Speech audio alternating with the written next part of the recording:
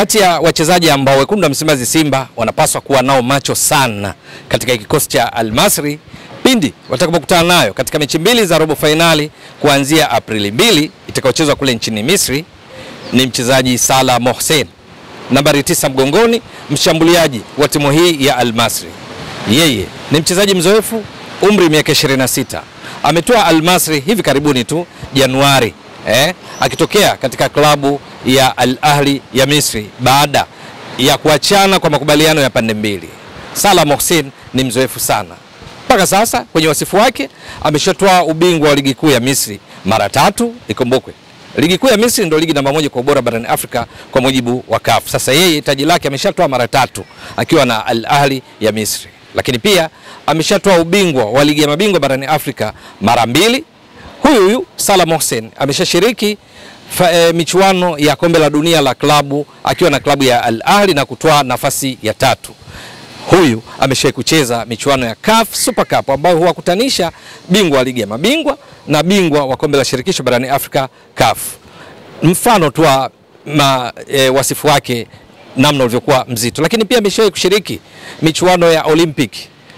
Vile vile ameshawahi kushiriki na kutoa ubingwa wa michuano ya AFCON kwa vijana wenye umri wa chini ya miaka 23 akiwa na kikosi cha timu ya taifa ya Misri cha umri huo.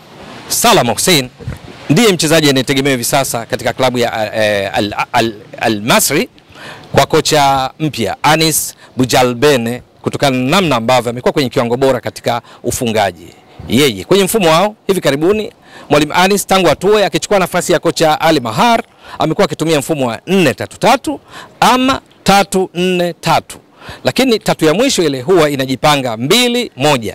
Yaani inaonekana ni kwenye makaratasi ni 4-3-3 lakini ile 3 ya mwisho kwenye ushambuliaji ni 2-1.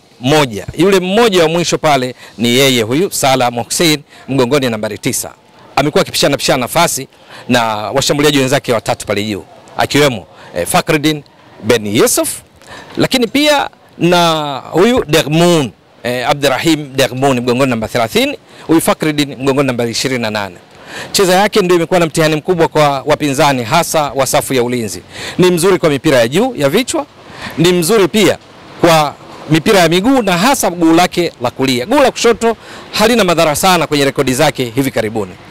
Kwa vyovyote vile Simba atakapocheza na Al Masry na huyu akapata nafasi ya kucheza, basi walinzi wa Simba hasa mabeki wa kati kina Shemalon Fondo, kina Shamu Karabu, kina Abduraza Kiamza lazima wafanye kazi ya ziada kuhakikisha Salah Mohsen haleti madhara. Mpaka sasa katika kombe la shirikisho amecheza mechi 6 zote za hatua ya makundi, na katika kundi lao hilo mechi 6 alizocheza yeye amecheza kwa dakika 429, wastani wa dakika 72 kwa kila mechi. Hana bao lakini ametoa assist 1 akiwa amepiga mashuti 12, 4 yamelenga lango, lakini amepoteza nafasi 3 kadhaa za wazi za kufunga.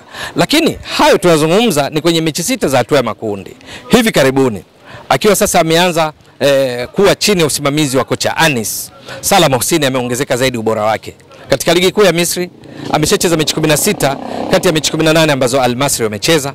Kwenye mechi hizo 16 amecheza kwa dakika 1042. Wastani wa kucheza kwa dakika 65 katika kila mechi. Lakini kwenye mechi zote hizo amepiga mashuti 32. 16 amelenga lango na kati yake amefunga mabao 7, ametoa assist 1, akichangia mabao 8 kwa ujumla, kwa maana ya 7 alofunga mwenyewe, 1 akitoa pasi saidizi ya bao.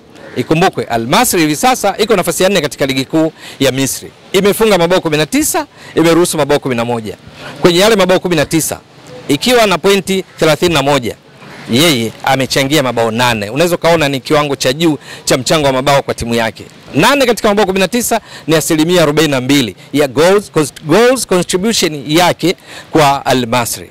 Mechi 2 zilizopita kwa mfano katika ligi amefunga mabao 5 wakati timu yake ikifunga mabao 7. Kivipi? Walicheza dhidi ya Smuha, walifunga mabao 3-0 ugenini, mabao 2 amefunga yeye.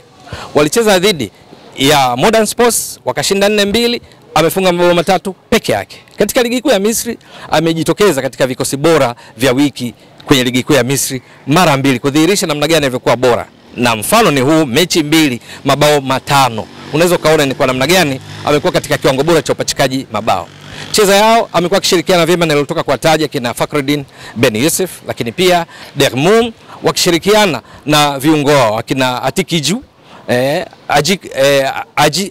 Ajiku pale katikati, lakini pia walinzi wao wa pembeni ambao hutumika kama ma wing back. Hapa nazungumzia akina Ahmed Ali, Ahmed Eid kutoka upande wa kulia, pamoja na Amri Saadawi. Wote wamekuwa kimlisha mipira mizuri yeye kuweza kuitumia kwenye kufunga. Ni mzuri sana kwa mipira ya vichwa. Kwenye mabao 7 aliyofunga kwenye ligi kuu ya Misri, 4 ameyafunga kwa vichwa, 3 ameyafunga kwa mguu, tena kwa guu lake la kulia. Hapa yatosha kwa walinzi wa Simba, hasa walinzi wa kati, kuona namna gani wanadhibiti madhara yake ili asije akaharibu shughuli katika mechi yao hiyo ya Aprili 2, na nyingine tukarudiana mechi 2 za robo finali kombe la shirikisho barani Afrika, ili mwisho wa siku Simba isonge mbele kwa hatua ya nusu finali ya kombe la shirikisho na kuwapa raha wana Msimbazi, kuwapa raha wa Tanzania ambao wengi wako nyuma yao katika kuhakikisha wanapeperusha vyema bendera ya Tanzania kwenye michuano ya CAF ya kombe la shirikisho.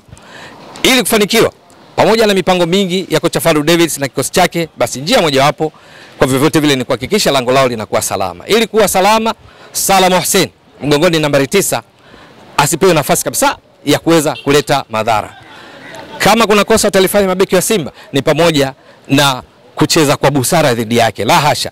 Ule ubao bwela unatakiwa uonyeshe kwake. Undava. Space kwa sababu ni mzuri katika kukimbia nyuma ya mabeki na kisha kuchangamkia mipira na hasa ile ya juu na kuirukia kwa vichwa na kuiweka wavuni. Salah Hussein ni mtu mbaya, sio wa kuachwa hivi ili mwisho wa siku asije akaharibu shughuli kama nilivyosema awali. Mtazamaji wa Mbwaduke Stats Sport Next Level, endelea kuunga mkono channel hii kwa kuhakikisha kwamba una subscribe, una share, una like na kucomment. Mwasilishaji wako ni mimi Ramadhani Mbwaduke. Lakini kabla tujaenda mbali zaidi, kumbuka ndugu mtazamaji wa Mbwaduke Stats Sport Next Level, ni kwamba sisi tunapewa nguvu kubwa na shule ya msingi na awali ya Sheikh Atihisa Islamic Seminary iliyopo Magomeni Mapipa jijini Dar es Salaam. Ipo kwenye makutano ya barabara za Morogoro na Rashidi Kawawa. Ni shule ya mchepuo wa Kiingereza, ni shule ambayo kila mwaka vijana wake wote ufaulu mitihani yao ya taifa ya darasa la 7, tena ufaulu kwa kiwango cha juu. Ni shule ambayo gharama zake ni nafuu, ada hulipwa kwa awamu, lakini kubwa zaidi inakuhakikishia mtoto wako kupata elimu bora na malezi ya uhakika. Wasiliana nao kupitia nambari ya simu unaiona hapo ili kuona namna gani kijana wako anaweza kujiunga na shule hii kwa ajili ya elimu ya awali, darasa la 1, la 2, la 3 mpaka la 7, kwa sababu mpaka sasa wanayo fursa ya kukuandikisha kijana wako, kumpa nafasi kujiunga na shule hii. Kwa malezi bora, elimu ya uhakika, basi hakikisha kijana wako anapata shule bora ikiwemo hii ya Sheikh Atihisa Islamic Seminary. Mbwaduke almaarufu kama mzee wa data. Shukran jazilan. Bye bye.